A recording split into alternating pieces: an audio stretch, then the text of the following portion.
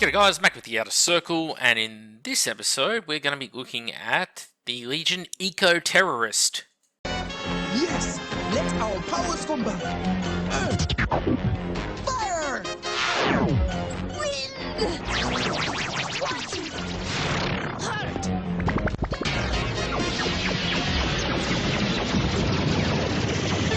Your powers combined. I am Captain Planet! Esoterist. And I'll be smashing that, yeah.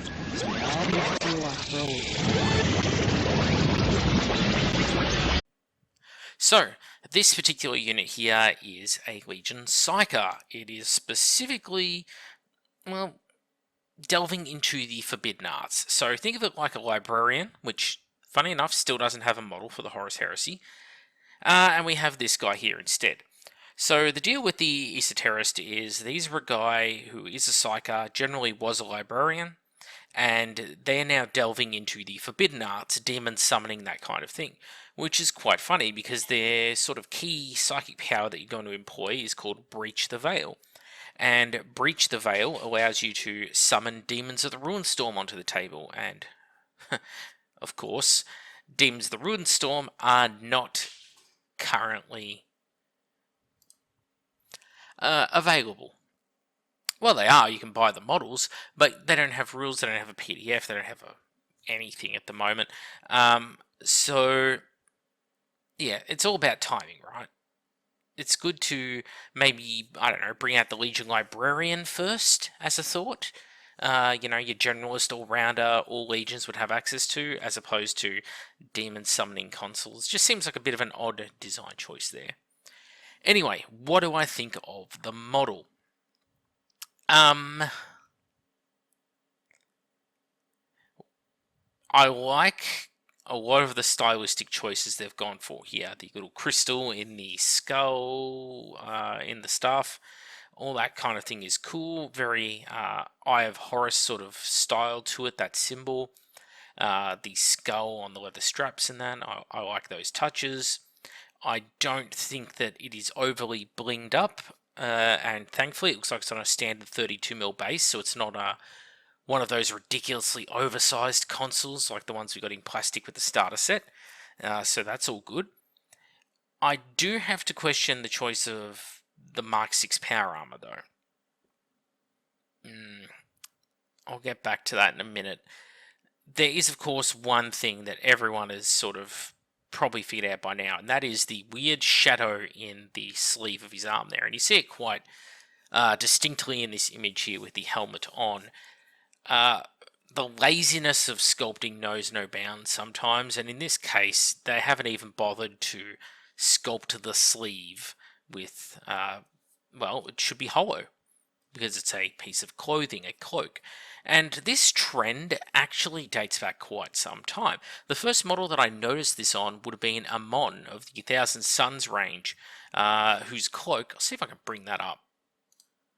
Okay, here we go. Magnify and 3D view. And as you can see, his cloak is just, it's thick. It's just a solid chunk of resin. It is thicker than his torso is wide. I would know, having had Amon myself personally, held it in the flesh. And his sleeves at least have openings into them to paint the shadow. It doesn't just, it's not just a flat surface that they've just painted black to suggest shadow, which is the epitome of lazy. But yeah, this is the model I first noticed it on, where instead of the cloak, like definitely on the underside here, you can see it clear as day. It's just really, really thick.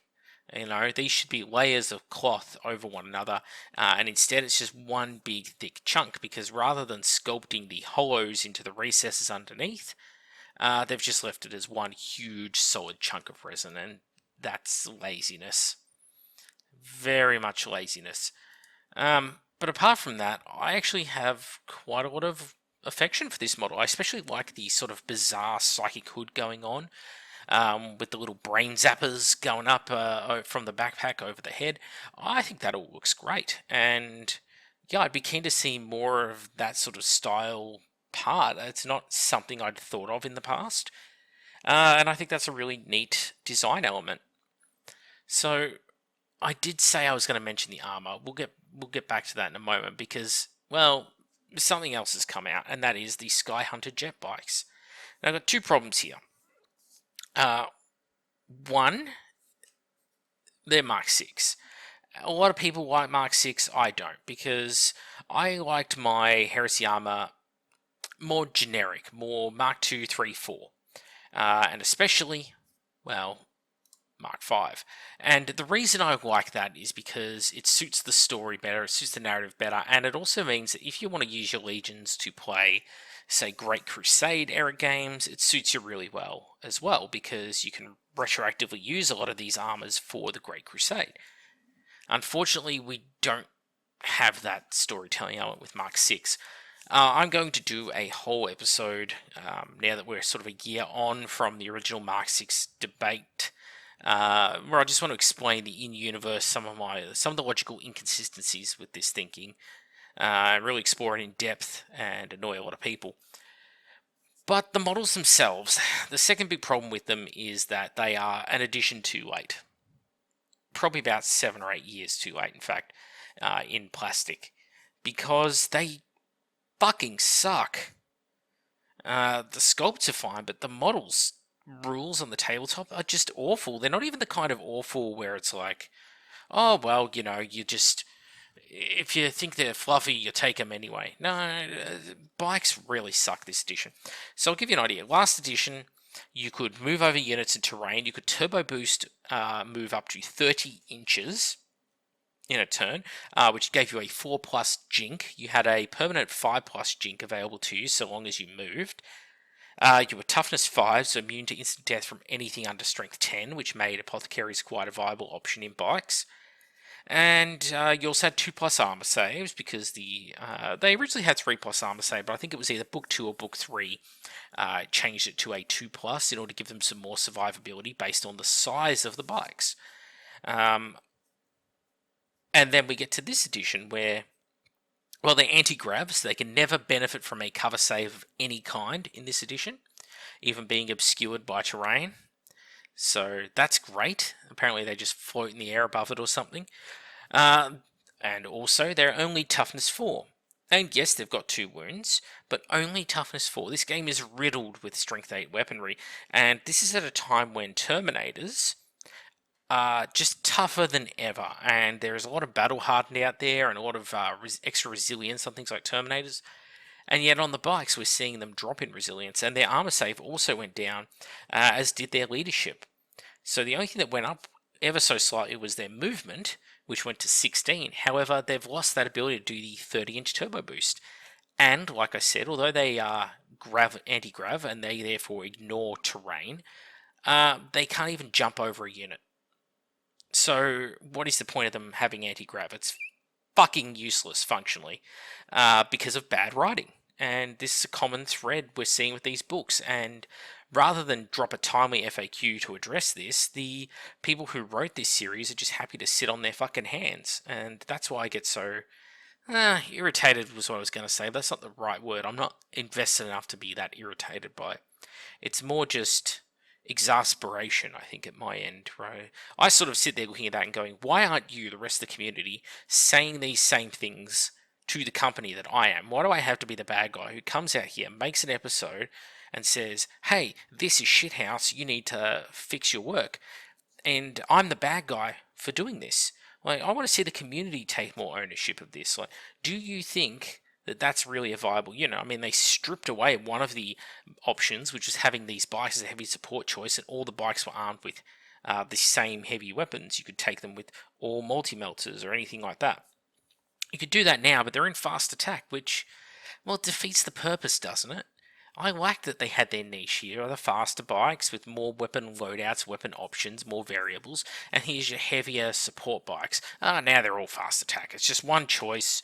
We just smushed it all together, and it's 30 points a bike. So it's the same points for one of these bikes as it is for a Terminator. And, well, the Terminator is going to get a 2+ rerollable armor save against blast and templates, or a 2+ normal save, or a 4+ invulnerable save, or they'll get a cover save, or any of those kind of things.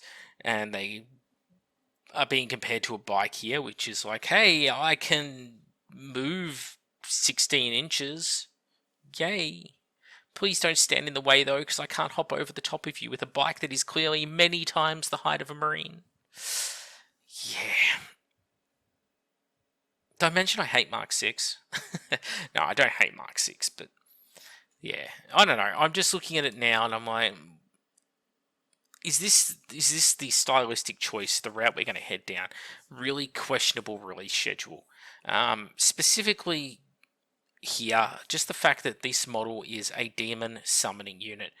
And not only do we not have Demons of the Runestorm rules, we haven't been given a timeline or a roadmap to when we're going to get those rules. So there are people out there right now who have bought into, paid for these armies, built them, painted them.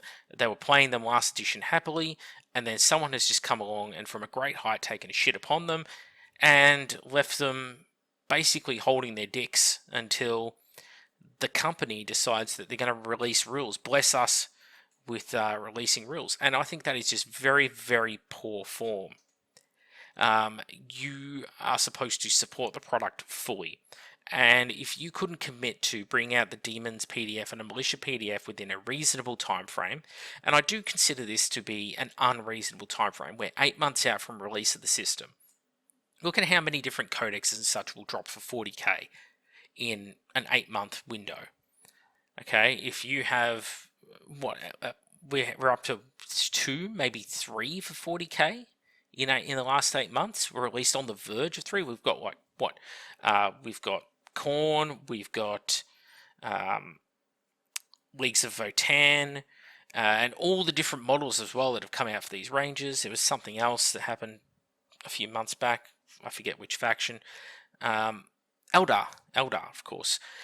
So they're getting a reasonable amount of codexes written for them, but also they're getting a crapload of new kits released for these factions. And yet over here in the Horus Heresy, apart from tanks, the best they've been able to summon up is Jetbikes, which are a very niche unit and suck, frankly, this edition. You're just throwing your points away on buying them. And people know that too, unfortunately. And are competing in a surprisingly competitive slot with things like the Sabre, which are very good this edition, at least as far as the vehicle goes. And so it makes me wonder, what is going on here? Like, what is the plan? What is the game plan? Is it, like, how hard can it honestly be to knock out the Demons of the Ruinstorm PDF? It's not going to be a 100% accurate, correct PDF because, well, supposedly they spent 3 years working on the Horus Heresy rulebook, and yet we know that that one is riddled with mistakes, and those mistakes are there from literally day dot in the system, and they vary across language barriers and across print run. There were 2 print runs in English, one pre and one post Christmas, and the 2 print runs have slightly different rules, slightly different tweaks in them. Same language. So it's not like they're saving Demons of the Ruinstorm for accuracy's sake because, well, they're very inaccurate with their rules writing. Let's be honest here. Like, there is no need to defend them for this, guys, so don't let me say it down in the comments. Professional companies need to produce professional products, and they consistently talk themselves up, hype themselves up as the biggest manufacturer, the best manufacturer. Well, I think they should really be living by those words. I would not give them anywhere near the grief I do if they actually lived up to the title. But in my opinion, they don't live up to the title. They consistently under-deliver on the product. And this is a clear and classic example. We can't add sleeves into supposedly the highest quality, best sculpted range of models in the world. You just can't add sleeves in. Like, that's just beyond you, beyond your casting abilities, beyond the scope of what you do as a company. Oh, we can't release rules for some of our factions to make them playable, that every other game system seems to be able to make their factions playable within a decent time frame. I mean, 8th edition 40k literally brought out an index for every single race within a few months of that entire new system dropping. And the far more simple Horus heresy can't do that. Just makes you wonder where the priorities lie. And frankly, I think the priorities lie in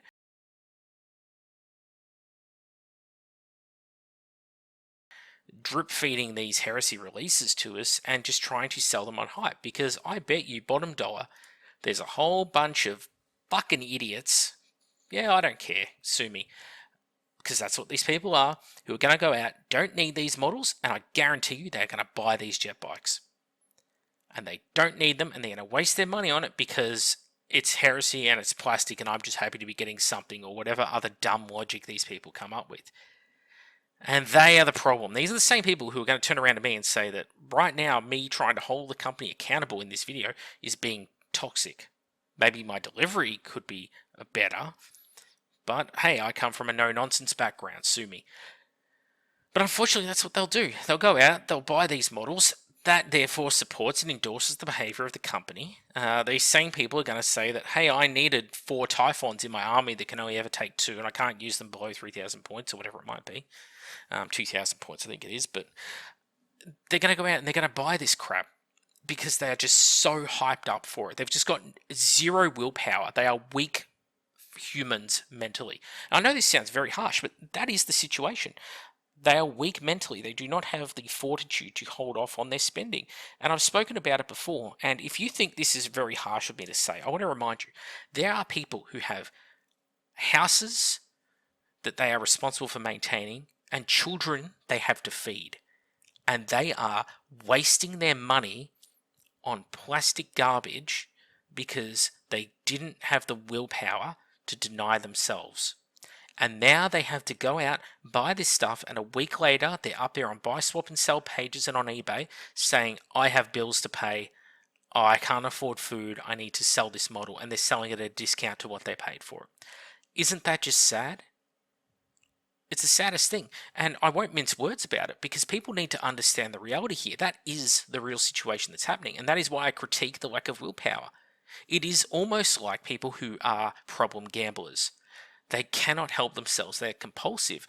And unfortunately, this is not a Games Workshop exclusive problem. I really want to make that clear. This is a problem across multiple hobbies. It could be microtransactions in a sports game. You know, you're into FIFA because you like soccer because, I don't know, you got bad taste. But people across the world are falling into this pit and they are being exploited by these companies. And hey, I'm all for capitalism. Don't get me wrong. I'm not some crazy whacked out socialist here, but unfortunately, this predatory system is incentivized. You know, we're told that it's a good thing, but it's really not. People are doing this and the company is allowed to get away with it. So not only do I have to, you know, give the company a slap on the wrist today, but I can give you, the person who is listening to this video, a slap on the wrist because it's really bad behavior.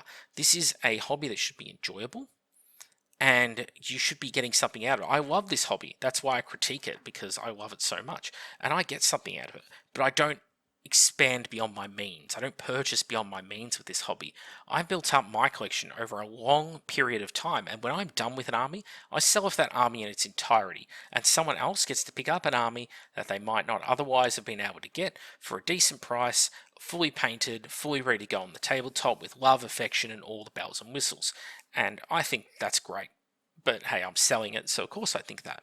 But there are other people who are getting this stuff because they have a problem, and that problem is they can't stop themselves from getting this stuff. They just see it and they're like, well, I've got to have that. These are the same people who you see go out and they compulsively will buy a whole army for some force they've never played before, and then when they start to build it, especially when they start to paint it, it all sinks in just how horrible their decision-making process was, and they go, you know what?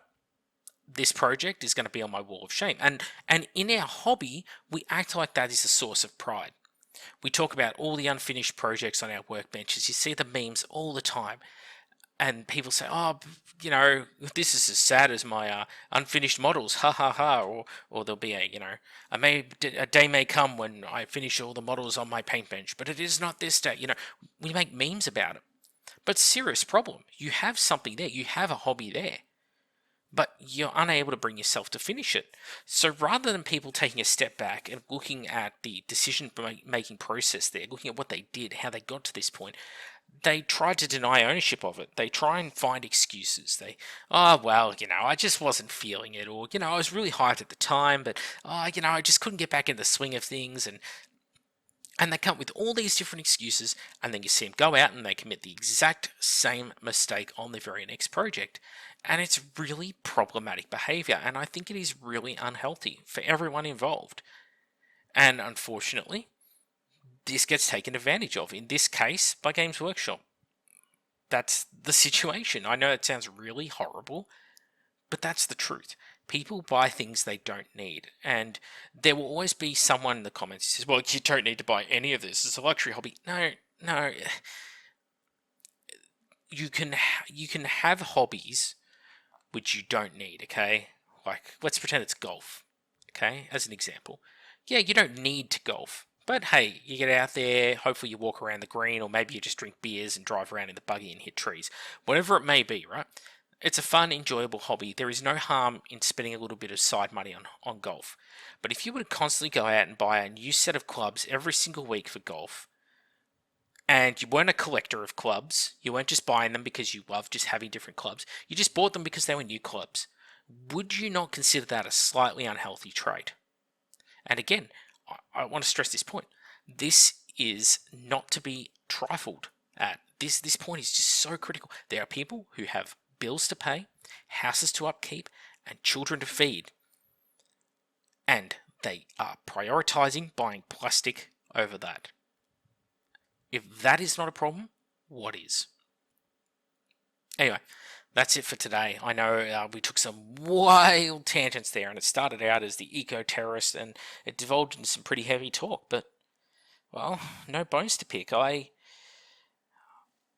gotta say how I see it, guys, and I think this is actually a very serious topic that we just don't talk about enough, and you may call it negative. I don't see it that way, but that's usually the coping mechanism of those who are directly represented by the comment. I've sort of come to understand, which is a real shame. Like, examine your actions. So yeah, the Esoterist, cool looking model. Big faux pas with the sculpting of the sleeves, but apart from that, it's okay. The not releasing of rules in a timely fashion kind of sucks, and the releasing of the Sky Hunter jet bikes, probably about 8 years too late, also kind of sucks.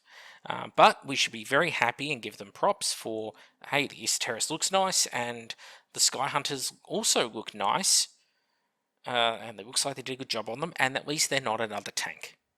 So, props to them for that.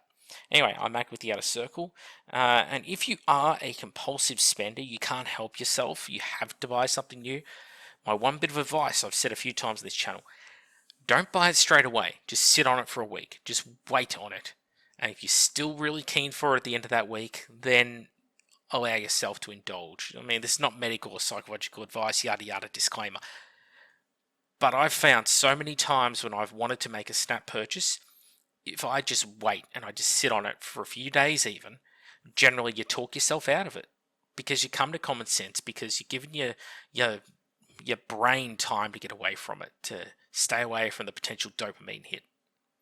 Anyway, that's it. Enjoy your night, and if you need help, please talk in the comments.